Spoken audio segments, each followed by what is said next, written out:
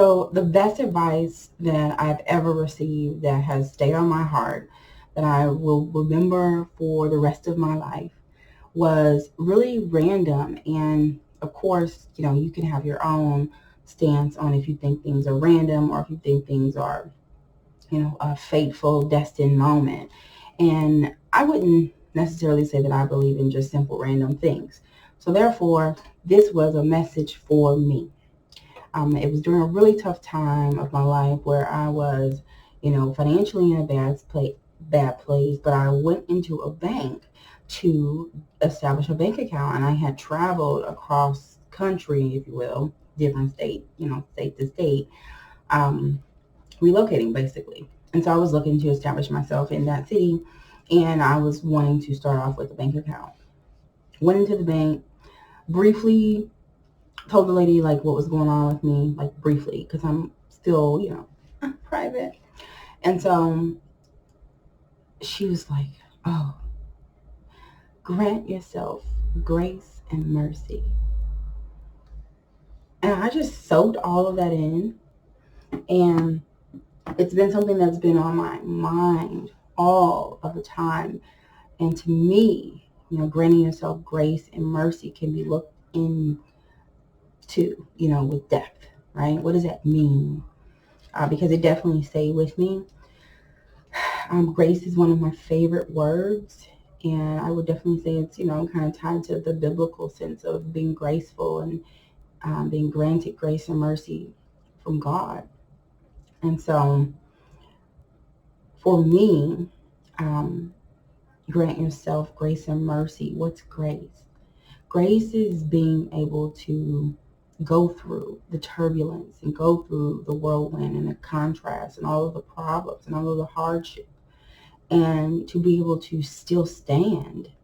One, because you're either holding on to something that is foundational, something that you believe in. You have some hope somewhere. You have a forward thinking goal that you're after and that you're going towards. And so if you have those things, you also have, if you have something to hold on to, essentially, then you have grace, because that thing is sustaining you. That thing is keeping you moving forward. And so for me, grace is also offering yourself compassion. And this is where we talk about how where self-care meets you. It meets you at the cornerstone of grace and compassion. And so both of these things pretty much govern our ability to practice self-care, is what I'm saying. I have notes on my phone. But most of all, compassion for your journey is always available, but it starts with you. And so the more that you extend compassion to yourself, and this is one way, to practice self-care, and you're doing it on a mental level, but it will come out, in the physical. You'll be able to see it as well. And so as you give yourself this compassion, meaning you speak kinder to yourself, you think with more ease and flow about your experience, about your situation, about your circumstance.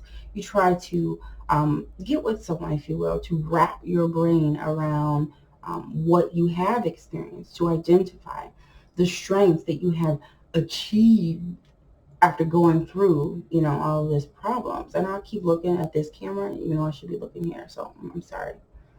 But overall, offering yourself that compassion is a way to step into grace, you know? Like, man, look at me. I'm still doing what I want to do, or I'm still alive, or I'm still eating good meals, whatever it may be, despite this, right? And so that's also a form of being grateful and practicing gratitude. And we know that that is also a way to practice self-care, is with gratitude. So anything that you've ever wanted on an emotional level, if you wanted to feel safe, if you want to feel good about yourself, if you want to feel worthy and be able to be doing your own thing, and own what you are doing, Here is the starting place for your self-care. Okay? You need to establish this one thing, and this is for the rest of your life. And you can repeat after me. I encourage you to repeat after me. I care about how I feel. So this is putting you at the top of the totem pole. And so many of us don't do that. 2, I care about how I show up. And this is being mindful. I care about how I show up. When I go back to number 1, saying I care about how I feel, I have to back that up with intention. Therefore, actionable things to show I care about how I feel. I'm going to seek to establish a higher vibe feeling, a higher emotional state, right, than what I normally do.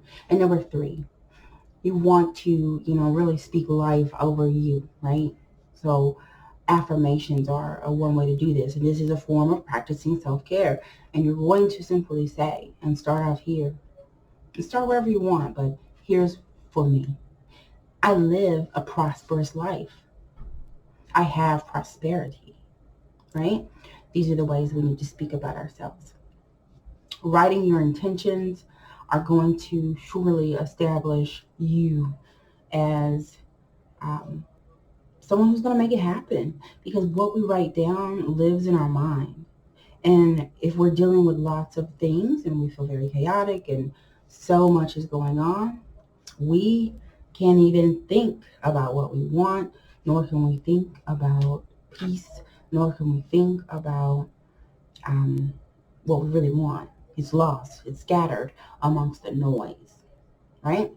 And so we have to be aware, I always say this, of the environment that we live in, so that we can then really customize our self-care to that.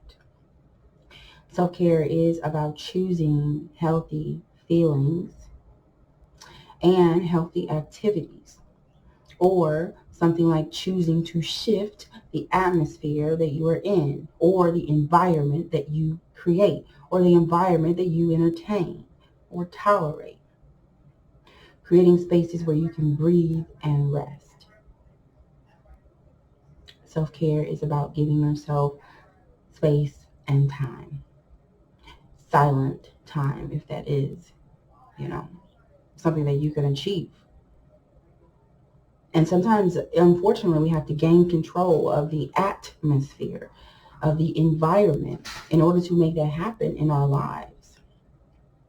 And of course, we know if we have other people in our lives who we share our lives with, or we share our daily routines with, or we share responsibilities with, surely if we're doing something that's going to get us to another level in this life, on a psychological or emotional level, it is surely a something that you can do with a partner, if that is someone that is open to doing those things.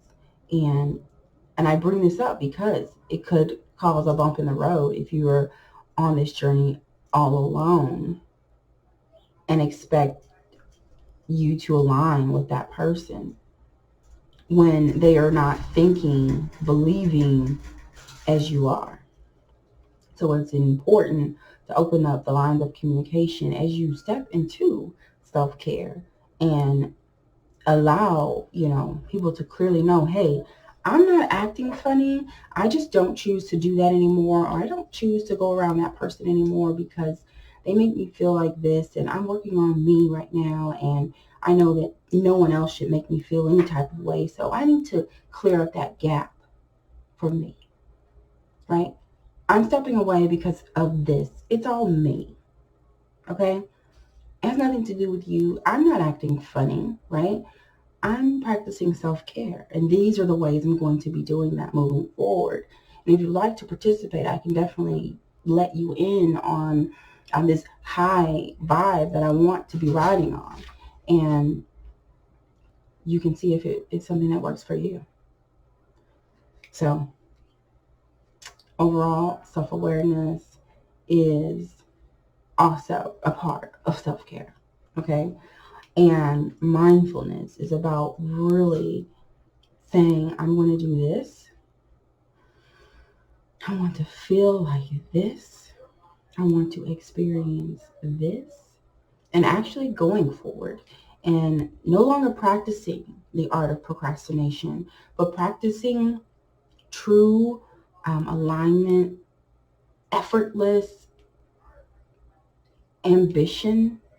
And I'm saying this, when I say effortless, I don't mean, you're not putting in action, but I really do mean that you are not struggling and you are not out of whack, meaning not thinking clearly because you're lacking the self-care part of the journey. You have to take time to breathe, take time to hear no noise but your own, and then you could possibly think a little clearer. You could possibly gain a reboost, towards what you care about the most, because you've literally been able to sit and think about what you care about the most. You've been able to sit and think about where you want to, put your time, the things that make you joyful.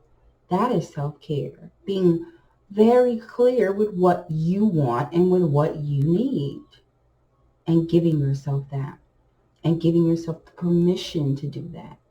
And if you need motivation and inspiration, giving yourself the permission to let someone in to motivate and inspire you. Because overall, if you found yourself in any hard spaces, it's because you haven't been practicing loving yourself more, valuing yourself more, affirming yourself more, nurturing yourself more. But putting in extra hard work externally, while all along in the inside, things are not matching up. Your desires aren't matching up. And so, again, space and time, some silent time, some good vibe music, some nice sensory smells can surely liven us up. Self-care is also, getting facials and massages and going to the gym. It's taking care of your body. It's taking care of your heart. It's taking care of your skin. It really is. Yes, if you look good, you feel good, usually, right? And if it's not matching up, where can we incorporate a different form of self-care? Where can we incorporate more love for ourselves? Where can we close the gap between our worth and our value and our efforts? Because the self-care is going to give us all of the love and compassion that we've ever wanted. And you can customize it for yourself. And you can try different things. And you can be open to it. And that is being, again, mindful of how you want to feel. And managing that. Taking advantage of time and your space. And stay tuned for new courses of awareness and mindset material brought to you by Unto the Whirlwind. Do me a favor and like this video.